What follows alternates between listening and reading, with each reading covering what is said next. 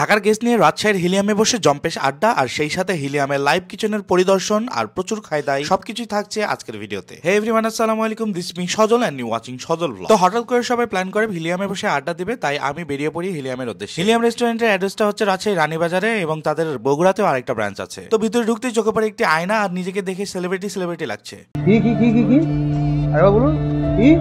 আমার ভুল হয়েছে, ক্ষমা করে দেন। না, জাস্ট একটু মজা করলাম আর কি। এরপর দেখি জ্ঞানের সাগর, মানে একপাশে সুন্দর কিছু বুক দিয়ে লাইব্রেরি করে রেখেছে, এন্ড আমি একটু ভাব নিচ্ছি বিদ্যাসাগর হওয়া। বেশ ভালো ক্রাউড হয়, আমরা কয়েকজন কিছুক্ষণ দাঁড়িয়ে গল্প করি, কারণ আমরা টোটাল 15-16 জনের মতো ছিলাম আর সেরকম ভাবে বসার জায়গাও ছিল না। এরপর আমি ফাইম মুস্কানের কিউট বেবিকে নিয়ে একটু ম্যাজিক দেখাইতে লাগি, কারণ ছোট বাচ্চা এতগুলো মানুষ দেখে তারা একটু খারাপ লাগছিল। আর এইদিকে এক আন্টি গিটার বাজাচ্ছিল এন্ড পলাশ ভাই সেটা দেখে সোয়াগ দিচ্ছিল। তো ফাইনালি সবাই একসাথে বসে অর্ডার দেয় এন্ড আমরা অর্ডার দিয়েছিলাম classic chicken burger and french fry, and আজকের বিলটা দিবে হচ্ছে পুরোটাই রাত ভাই। ভাইরে ভাই, সবাই ফোন নিয়ে এত ব্যস্ত, কেউ রিলস বানাচ্ছে, আবার কেউ চ্যাটিং করছে, আবার কেউ এডিটিং নিয়ে অনেক ব্যস্ত। হিলিয়ামের এই মিররটা শুধুমাত্র সেলিব্রিটিদের জন্য, টুকু আপনাদের সবার জন্য আর কি। এরপর আমরা মেতে উঠি গানে গানে, আর এক এক করে সবাই গিটার বাজাচ্ছিল।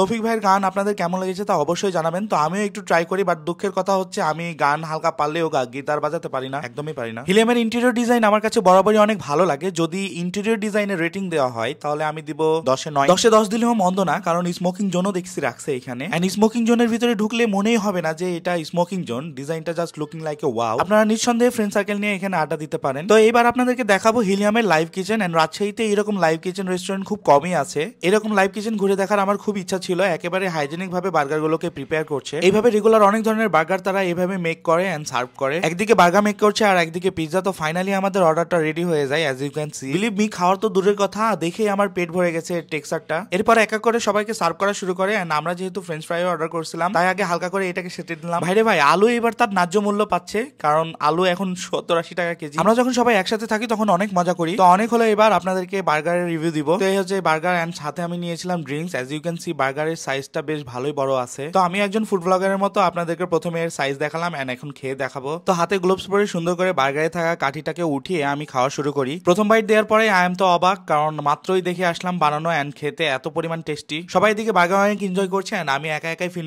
নিতে খাচ্ছি, কজ আপনারা জানেন আমি ফুড লাভার একজন ছেলে। আপনারা অবশ্যই এখানকার বার্গার এন্ড পিৎজা টেস্ট করে জানাবেন, and I think this the best burger in town. তো ফাইনালি সবাই গান আড্ডা বার্গার ট্রাই করে আমরা ড্রিঙ্কস খাচ্ছিলাম। এরপর বিল দেওয়ার পালা, এন্ড সেটা রাত ভাই দিছে, কজ তার পক্ষ থেকে ট্রিট ছিল। আমাদের টোটাল বিল এসেছিল প্রায় 4800 টাকার মতো। তো আজকের ভিডিও এতটুকু। ভিডিও কেমন হয়েছে তা অবশ্যই জানাবেন। Till then thank you so much. আবারও দেখা হবে নতুন কোনো ভিডিওতে।